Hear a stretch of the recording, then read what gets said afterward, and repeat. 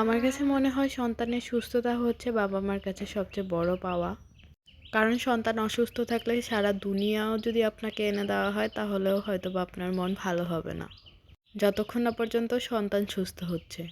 Hello everyone, আসসালামু আলাইকুম। আশা করি সবাই ভালো আছেন। আজকে কোনো প্ল্যানই ছিল না বাইরে বের হওয়ার।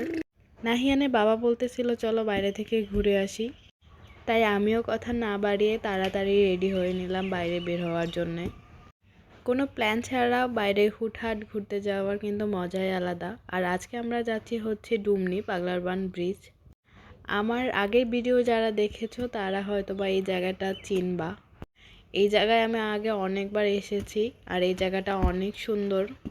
বিকেলবেলা এখানে প্রচুর মানুষ হয় আর ঈদের বেলা তো এখানে দাঁড়ানোর জায়গাও পাওয়া যায় না। আর আমরা যখন যাই তখন প্রচুর পরিমাণে রোদ ছিল। ওইখানে আমরা মূলত যাই হচ্ছে অটো করে, দেন অটো থেকে নেমে আমরা কিছুক্ষণ হাঁটাহাঁটি করতেছিলাম। নাহিয়ানকে তো রাস্তায় নামিয়ে দিলে ও এক জায়গায় দাঁড়ায় না, দৌড়াতে থাকে। ওর বাবা ওকে ধরে ধরে নিচ্ছিল আর আমি এদিকে ভিডিও করছিলাম। এই দিকটাতে অনেকগুলো শাপলা ফুলের কলি ছিল, এখনো ফুল ফোটে নাই। তারপর আমরা সামনের দিকে আগাচ্ছিলাম। ওইখানে একটা চায়ের দোকান আছে, ওইখান থেকে চা খাবার জন্যে। আর দেখো যাওয়ার পথে এখানে দুইটা ছাগলের বাচ্চা ছিল, অনেক কিউট বাচ্চা দুইটা। নাহিয়ান তো অনেক খুশি এগুলোকে পেয়ে। একবার এইটাকে ধরতে যাচ্ছে আর একবার ওইটাকে ধরতে যাচ্ছে। ওর ফেসের রিয়াকশন দেখলেই বুঝতে পারবা ও কতটা খুশি ছিল। তারপর কিছুটা সামনে গিয়ে আমরা একটা চায়ের দোকান থেকে চা নিই, চা খাচ্ছিলাম। চা খাওয়া শেষে আবার আমরা একটু ঘোরাঘুরি করতেছিলাম। নাহিয়ানকে আমি কোলে নিয়ে হাঁটতেছিলাম আর বাবুর আব্বু পিছন দিক থেকে ভিডিও করে দিচ্ছিল। নাহিয়ানের অনেকটা ঘুমও পেয়ে গিয়েছিল, তাই ও হাঁটতেই চাচ্ছিল না আর। দেন আমরা ওইখান থেকে হাঁটতে হাঁটতে সামনের দিকে যাই। আর এখানে নৌকা দিয়ে ঘোরারও ব্যবস্থা আছে, তাই আমরা নাহিয়ানকে নিয়ে নৌকায় ঘুরতে যাচ্ছিলাম। নাহিয়ানের বাবার সাথে আমি এখানে ফার্স্টে যখন আসছি তখন এই জায়গাটা সম্পূর্ণ অন্যরকম ছিল। এখন অনেকটাই চেঞ্জ হয়ে গেছে। আর তখন এত মানুষও হতো না এখানে, কিন্তু এখন প্রচুর মানুষ হয়। প্রতিনিয়ত এখানে অনেক মানুষ ঘুরতে আসে। আর গ্রামীণ পরিবেশে ঘোরার কিন্তু মজাই আলাদা। অনেকে আছে নৌকায় উঠতে ভয় পায়। কে কে এমন নৌকায় উঠতে ভয় পাও কমেন্টে জানাতে পারো। আমার এমনিতে নৌকায় ওঠার অভ্যাস আছে, কিন্তু আগে এতটা ভয় পেতাম না, কিন্তু এই নৌকাটা জানি কেমন ছিল, বারবার হেলে যাচ্ছিল। আর যেহেতু নাহিয়ান সাথে আছে, ও অনেক ছোটাছুটি করে, তাই ওকে নিয়ে বসে পড়েছি।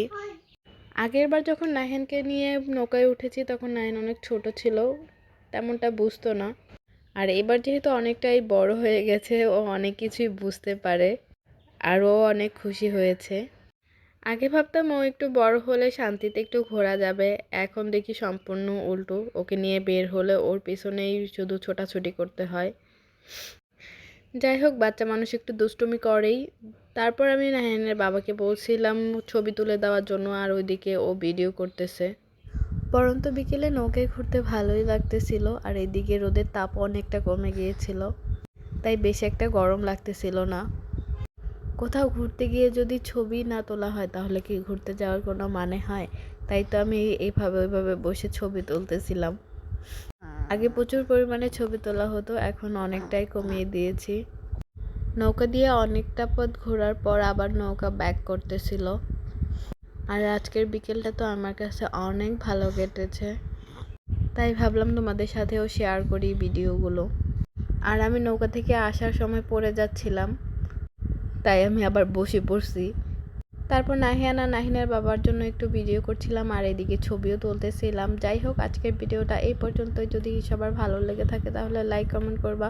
দেখা হবে নতুন কোনো ভিডিওতে। সেই পর্যন্ত সবাই সুস্থ থাকো, ভালো থাকো। আল্লাহ হাফেজ।